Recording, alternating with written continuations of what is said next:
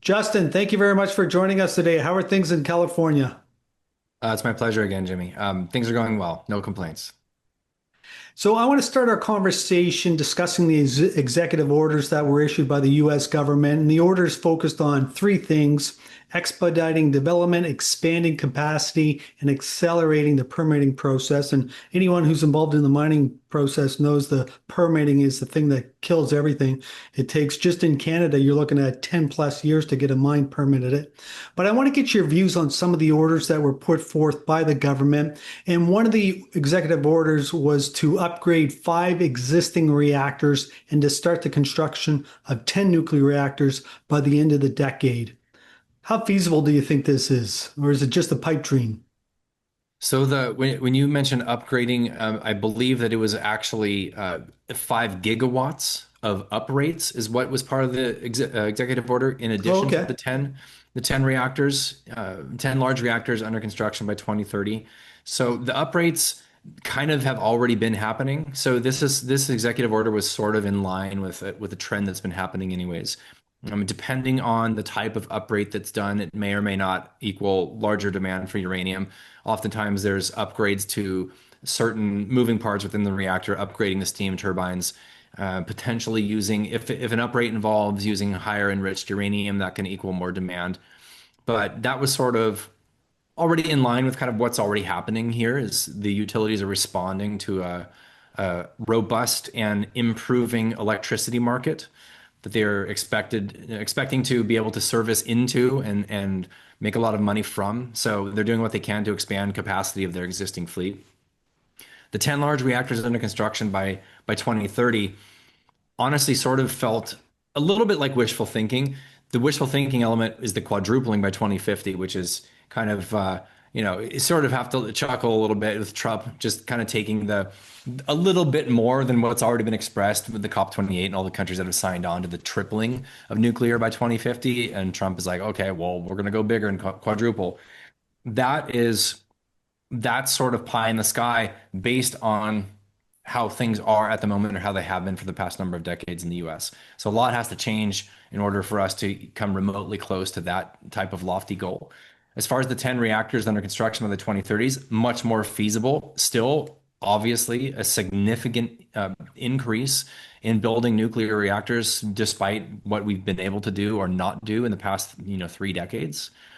So the positive news is that within about 3 weeks of these executive orders, we actually had Westinghouse come out and respond to that executive order and make a proposal to build 10 AP1000s with an expected budget of 75 billion, which would be 7.5 billion per AP1000, and a very reasonable cost to build a large reactor in the United States. And that actually isn't that much lower in cost than what Vogtle 4 cost, which was just around 10 billion, following the drastic cost and schedule overruns of Vogtle 3, which was pushing 20 billion.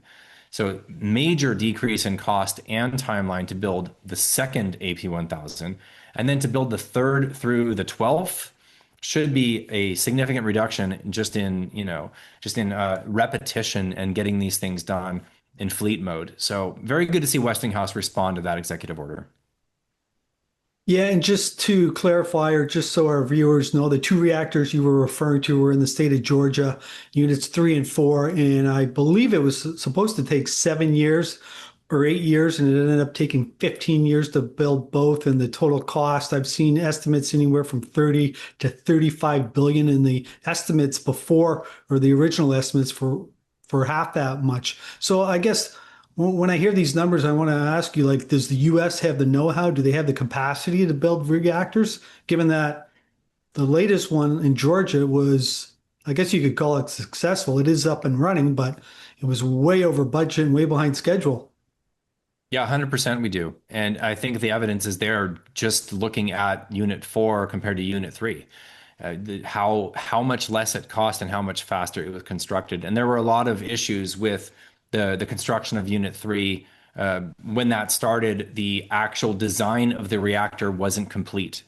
And that was actually a stipulation within the executive orders that these large reactors to be constructed or under construction by 2030 would have to have complete design approvals.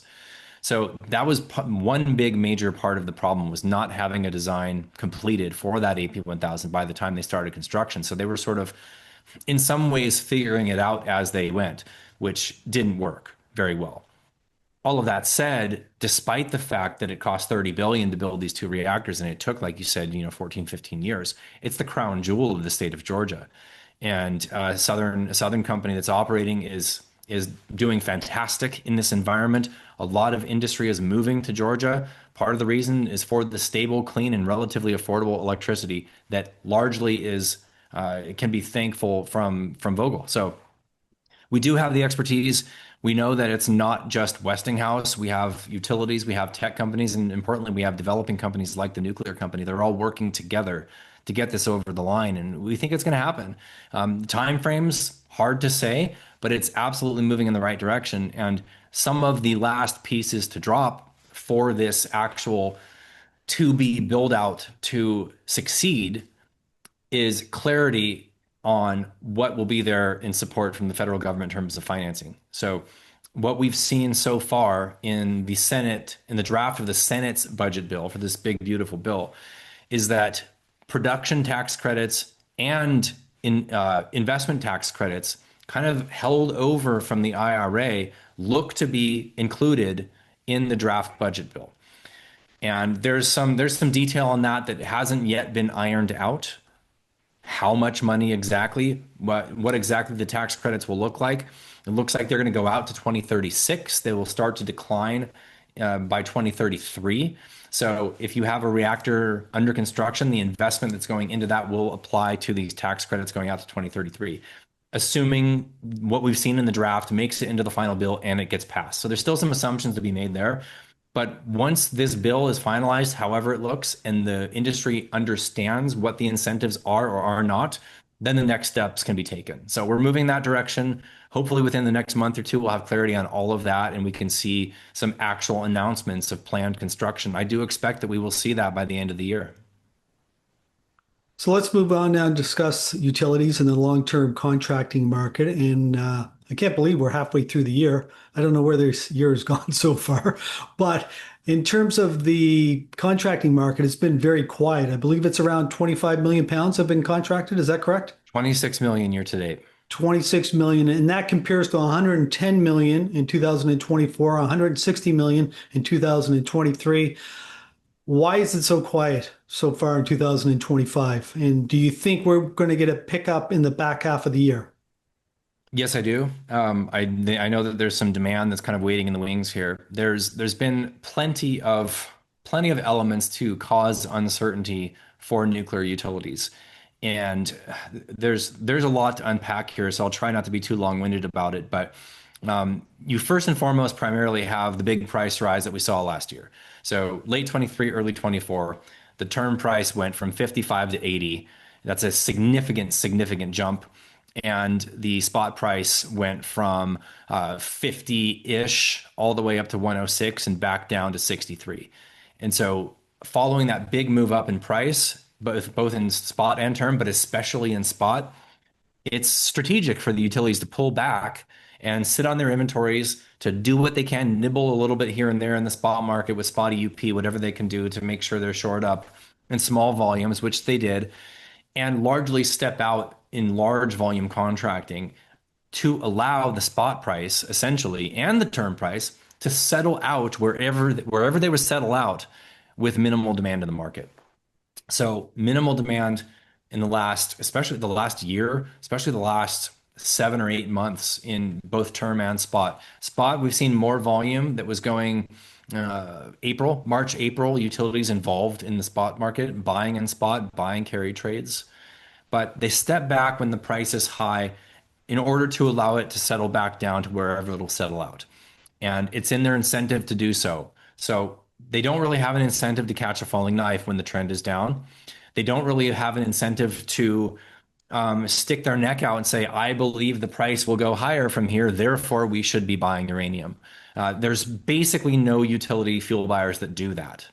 So they've got a budget, they've got management that needs to approve a budget, they need to keep tabs on the market, but there's really no incentive to try to estimate where the price will be next year, 5 years from now, 10 years from now, especially based on like supply and demand fundamentals. They can get a 3-year forward, 5-year forward price report from UXC and make some decisions around that. But ultimately, step out, let the spot price fall. Contracts that are being offered by the reliable producers want market referenced elements in these contracts, if not entirely referenced to the market. What is the market? It's the spot price at the time of delivery. Maybe it's a multi-month average, maybe it's the day it's delivered. Sometimes it's a blend between spot and term, but either way, a market, if you're signing market reference contracts or would have to sign market reference contracts, or have legacy contracts being delivered right now or this year that have some reference to the market, which most do, it's in your incentive to allow the price to fall to wherever it's going to settle out. So that's a big part of it, is just price. The other uncertainty is really overhanging is there's still the mess that's happening with Russia, right? So Russian deliveries to the US, and it's not just the US, there's foreign utilities that have fuel fabrication contracts with Framatome in the United States that have EUP from Russia supposedly going to be shipped here, fabricated here, and then sent to Japan or sent to Mexico or sent to wherever. So it puts a wrinkle in the whole fuel chain, this the Russian ban and then the Russian embargo, which has been delivered upon. The latest information we have is the last ship to leave St. Petersburg that was supposed to have a UP on it didn't. So hard to say what exactly is behind that. But then you have the new administration come in and a belief January, February that Trump would do something or many things to eventually bring about peace in Ukraine between Russia and Ukraine, or essentially Russia and the United States, really. And that may or may not open up, free trade again between the US and Russia. And I think that's a long shot assumption, but there 100% are utilities that are hoping for that eventuality, that we will have peace, and maybe even to the point where the RSI gets renegotiated or canceled, to where the ban gets legislated back out. And these are things that they just don't know if that's going to happen or not. It's looking, as the months have passed, increasingly less likely that there will be near-term peace, unfortunately, or that there will be any sort of opening back up of just quote unquote free trade between Russia and the United States. There actually is legislation going through Congress right now that is proposing a 500% tariff on any country that does business with energy products with Russia. And this is probably unlikely to happen, but it's basically a negotiating tool or a tool of leverage to try to force Putin's hand to some kind of agreement, is the reasoning for that legislation. But it is there, and it has the potential to pass, but that's overhanging as well. That's not adding any certainty, especially for US utilities. And then lastly, I would say that at these prices, there's very little uranium on offer in the long-term market. There's only a couple of developers that have been offering fixed price or base escalated prices around $80 a pound escalated. And my understanding is those developers that have been selling at that price range are done. They don't have anything else to offer at that price. But if you can buy a little bit in a carry trade, you can buy a little bit in spot, you can do small volume contracting with developers that are offering the prices in this range. That's what you're going to do during this period of enormous uncertainty for utilities.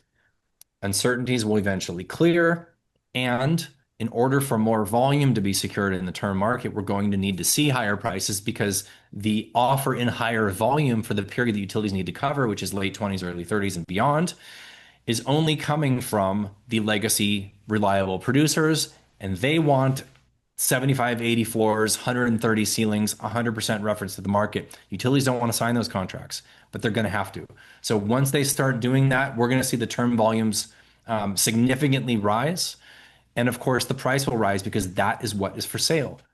There's not much more uranium for sale for delivery 28 and beyond at $80. There just isn't. So that is one big reason why the volumes aren't there. There's not much for sale at these prices. Once we see the price move, the volumes will move, and vice versa. It'll be a little bit of a flywheel in that way.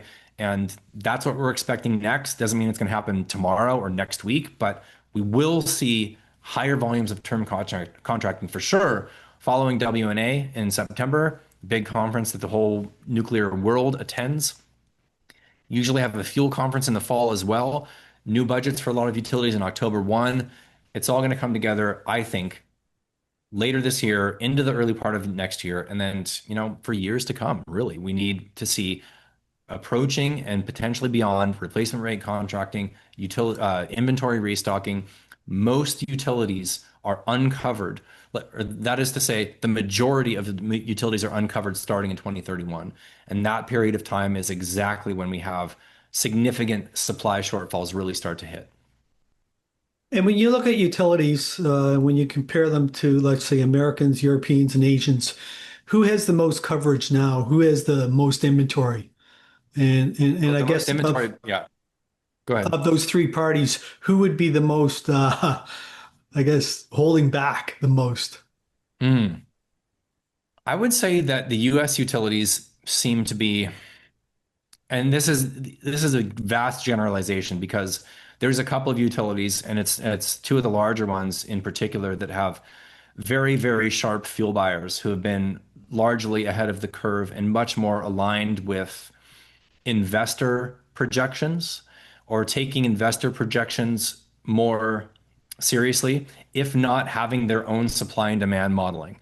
And that's to speak of you can count on two or three fingers the number of fuel buyers that are actually doing that level of in-depth work on projecting price. Um, because of that, they've been able to procure at good prices and cover their own utilities needs significantly better than many of the others who tend to be more kind of trend following.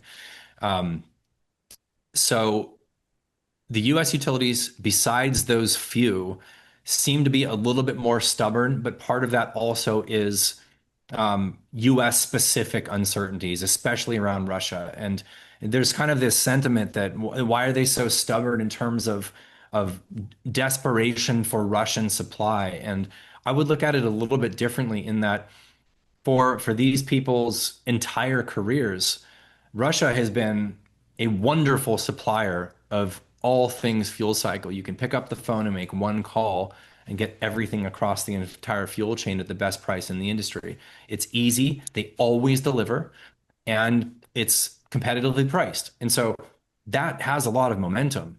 And these exogenous events like the war in Ukraine and the US policy response to that is something that's unique and it's happening in this moment in time. And it's not something that's easily pivoted away from. So there's a big adjustment that they have to make. It's a very, very big adjustment for US utilities and utilities in general, but especially in the US because of the policies to change the way that they procure, let's say. That's a big shift and it's not something easily done. And it has, despite the fact that uranium is, 5 or 6 or 7% of their overall operating budget, which is minimal, we're still talking about multi-hundred-million-dollar decisions to procure fuel. I mean, if you're talking about a couple million pounds of delivery per year of U3O8, for example, for a 5-year period, that's hundreds of millions of dollar decision that you have to make. It matters to their bottom line. And to say that it doesn't matter is a ridiculous statement. Yes, they will pay much higher prices because they have to. They can't not fuel their reactor. That is 100% true. But to say that price doesn't matter is utterly wrong. So it's a complicated environment. And for that reason, they have been less willing to step up to the long-term contracting table in large volumes with legacy producers requiring higher prices. What they've done instead is buy a little bit of Chinese EUP, and the Chinese don't sell enrichment. They only sell enrichment that they've purchased. So they've been buying Russian enrichment and selling their own enrichment to the US and to the EU. So they've been buying a little bit of that. They've accelerated Russian deliveries in the past 2 years. They've been nibbling in the spot market. They've been engaging in some smaller volume carry trades. They've just been pulling every single possible little lever to maintain that roughly 2-year inventory without having to come to the table and bite the bullet. That's the piece that's going to come next. So I would say utilities in the US are the least covered. The Japanese and the Koreans are right around similar coverage levels to speak. Generally, they're less covered. The EU is usually always better covered with typically 3+ years of inventory. The biggest inventory holder is China. They've got, you know, as of last year's reporting, had 600 million pounds of inventory. It's probably a little bit more at this point. With all of that said, Chinese nuclear reactors are expected to consume 1 billion pounds of uranium in the next 15 years. So that really kind of puts that inventory in perspective, especially when you consider China has very little domestic uranium in the ground and uranium production on an annual basis. They're building out other elements of the fuel cycle, but they are still out there buying uranium, shoring up projects globally. We're going to see further Chinese acquisitions and joint ventures as the months and years progress. They're net buyers for the foreseeable future, despite that large inventory.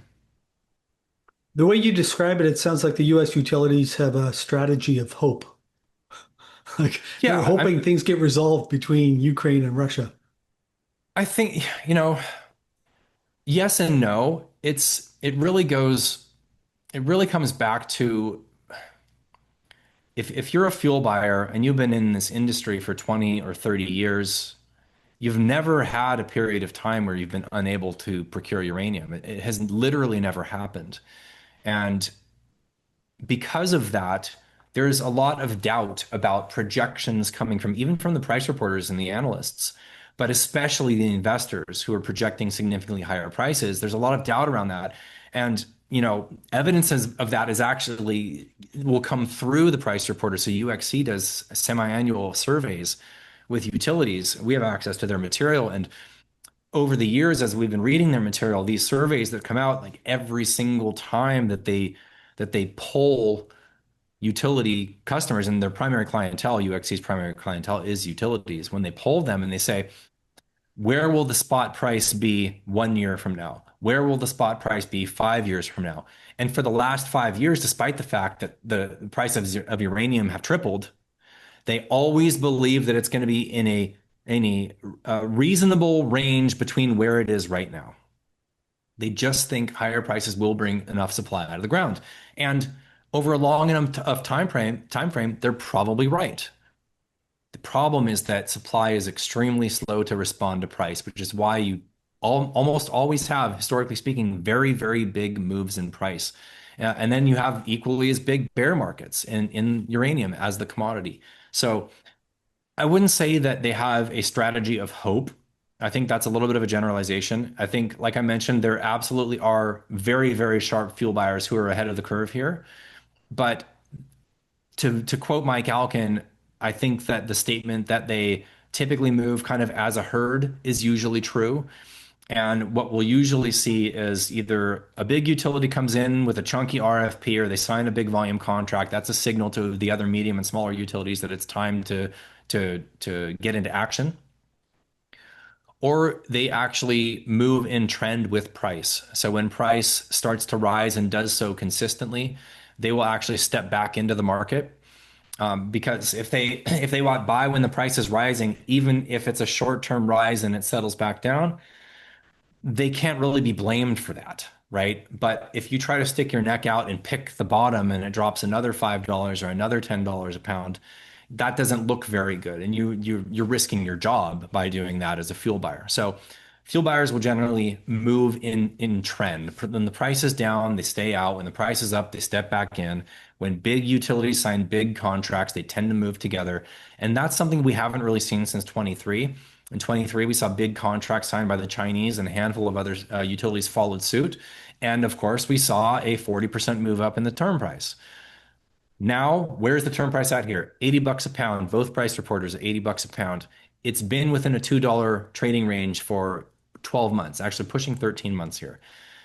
And what we've seen in the past 5 years is range bound for 8 to 12 months, big move up for the next 8 to 12 months.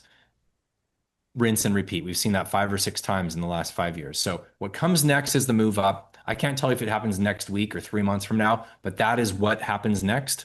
I would be very surprised if we didn't see the term price start to tick up right now, knowing that those developers selling at lower prices are done with having something on offer at these prices. Okay, so let's talk about big tech because this is a massive theme here in the past year. And data center demand is currently consuming 3% of total energy in the US. It's estimated this number is going to triple within the next 5 years. Both Microsoft and Meta have signed 20-year power purchase agreements with Constellation. So it's obvious big tech is very aggressive and very confident with nuclear energy. And I want to get your views on how this compares with what we saw with battery metals and also the OEMs. So General Motors, for example, they invested $650 million. They made an equity investment in Lithium Americas, which has a large lithium mine in the state of Nevada. And they took down a 38% stake in Lithium Americas. Volkswagen did the same thing in a small exploration company called Patriot Battery Metals, which is in northern Quebec. Just a bunch of, there's nothing there at all. It's just a bunch of rocks out in the middle of nowhere. But do you see the same thing happening here? Like, could you envision somebody like a Microsoft or like Meta investing in a development company, or maybe it's Duke or Constellation, the same way GM did in Lithium Americas? Duke, actually, the Constellation, there was the Constellation exec at the last conference I attended in New York back in February who was actually directly asked this question. And this person's answer was essentially that they don't have an interest in investing directly in the projects. They're going to support the miners through long-term contracts. So I would be surprised if the utilities got directly involved in projects.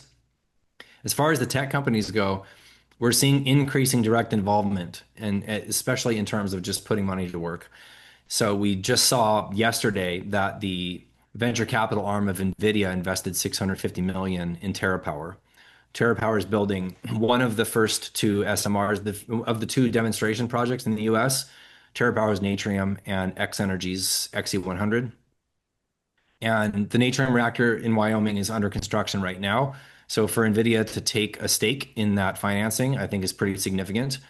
We continue to hear that multiple tech companies have basically been kicking the tires and kind of sniffing around the fuel cycle.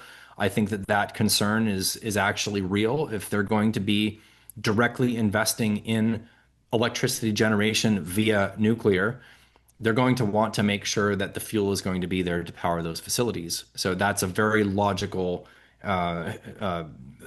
thought process there. And I think it's highly likely to pan out. When, I don't know. For sure, I don't know. I don't have a crystal ball on this, but all the signs are there that the tech involvement and interest in this sector is absolutely real. The other direct involvement I think is very interesting is the RFP that was put out for the VC summer plant in South Carolina that is partially constructed, and that construction was halted when Westinghouse went bankrupt during the Vogtle construction process. And this RFP was basically put out saying, hey, is there anybody interested in either partially owning this plant, investing in the restart, basically just putting feelers out, the owner of the plant, to see what kind of interest is there. And I think they had 90 or 100 responses. And of those responses, they said that about half of them were financially viable. That is to say, have sufficient balance sheets to actually, restart construction or take ownership or part ownership of this plant. Amongst those were the big seven, the tech companies. So the tech companies directly took an interest in this RFP and said, yeah, we are interested in buying this, obviously to restart construction and eventually have it operating. So we're just in such early stages for this trend of tech company involvement in the nuclear industry, and how exactly or when they get involved, or if, I suppose, still in the fuel cycle remains to be seen. But I think it's a decent speculation that it does happen at some point. Okay, so let's talk about stocks now. I want to get your opinion on what's happening here with equities. And as we just discussed, there's many tailwinds. Okay, like there's no other. I cover all the resources: oil and gas, gold and silver, base metals. No other sector has as much positives associated with it than nuclear energy and uranium. But we're not really seeing the stocks come through it all. Like Cameco's up 25 or 30% on the year, which is great, trading at or near all-time highs.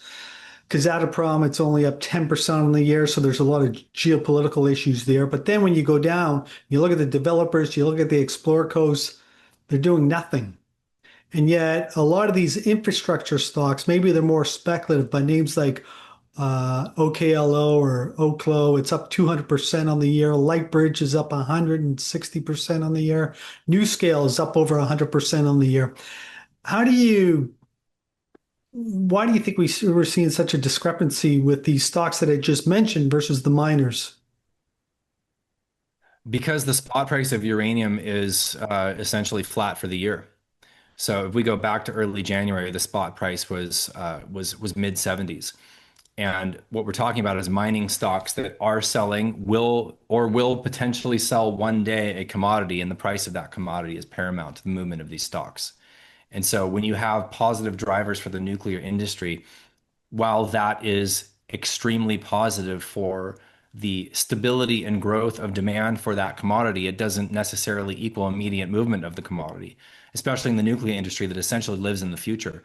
So all of this news that is surrounding the growth of nuclear is more immediately supportive of the nuclear stocks, the picks and shovels, the actual SMR builders, et cetera, et cetera. With all of that said, a third of the stocks in this space have become memes and aren't really driven by any sort of reasonable value metric. So if you go and you search the tickers of any, like three or four of the tickers that you actually mentioned on a day when the stock is up 10, 15, 20%, it's just hundreds, if not thousands of Wall Street bets types pumping.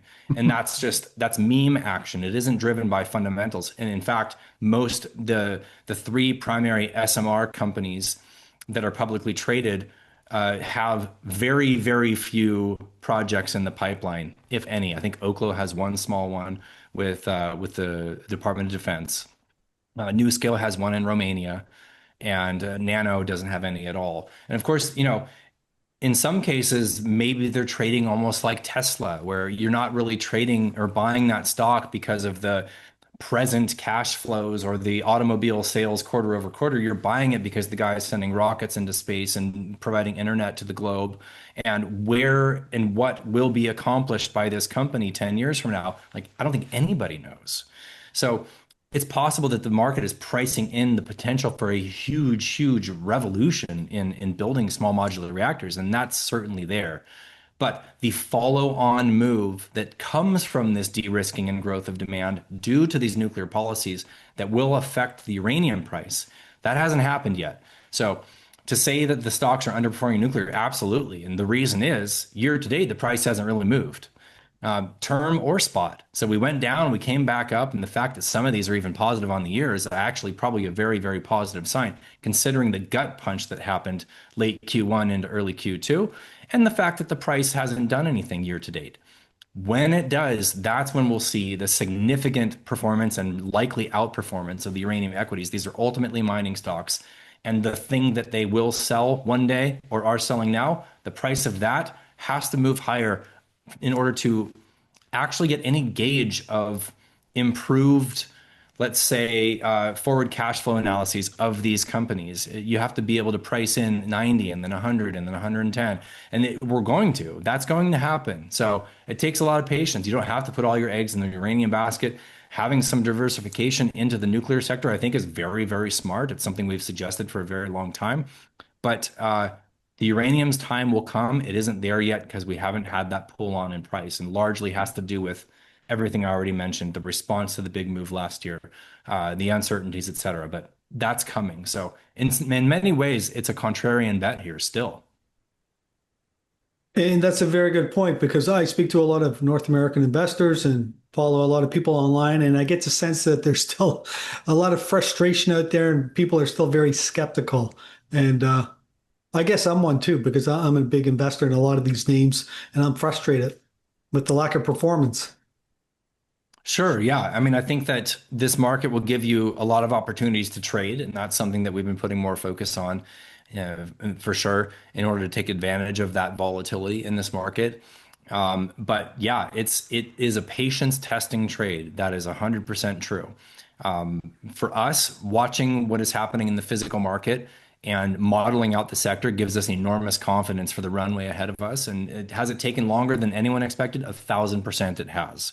And we've had some good runs. We've had some painful pullbacks, but everything that we can see from a fundamental basis, especially modeling out the sector, looks better than we could have ever expected for the growth of nuclear and therefore demand for uranium. And until and unless supply responds sufficient to satisfy the future demands of nuclear reactors, we're going to see the price continue to move higher. And that's what we're placing a bet on. Yeah, and I think investors have to realize the markets can be irrational for a long period of time. I had a discussion with an economist earlier, and we were just talking about all the everything that's happening in this crazy world right now. We still have war in Ukraine and war in the Middle East, and it looks like it might escalate. We have so much uncertainty within the global economy because of the potential for trade wars. And yet here we have the S&P at 6,000, right? And yet everything, every company I follow, every company I watch, that especially after Q1 numbers, all you ever saw were profit warnings. People were taking their guidance down for the year because of what was happening in the global picture, right? And all the airlines have slashed their guidance because people are not flying. And yet here the S&P is trading at or near all-time highs. Makes no sense, but that's the way it is. And so it Yeah. sounds to me like you're giving the same message about investing in uranium. Yeah, I mean, nobody knows exactly how this is going to play out for the equities. I mean, any commodity investment, besides doing individual analysis on the companies, which we do, you're making a bet on the overall trajectory of the commodity. And that's essentially what we're doing here. How exactly the flows will come in or out of this sector.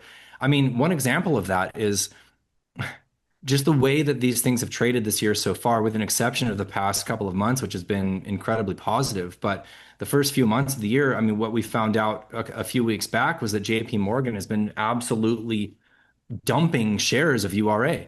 I mean, URA has had 16 million shares in redemptions since early April, since April 1. And two-thirds of that has come from JP Morgan.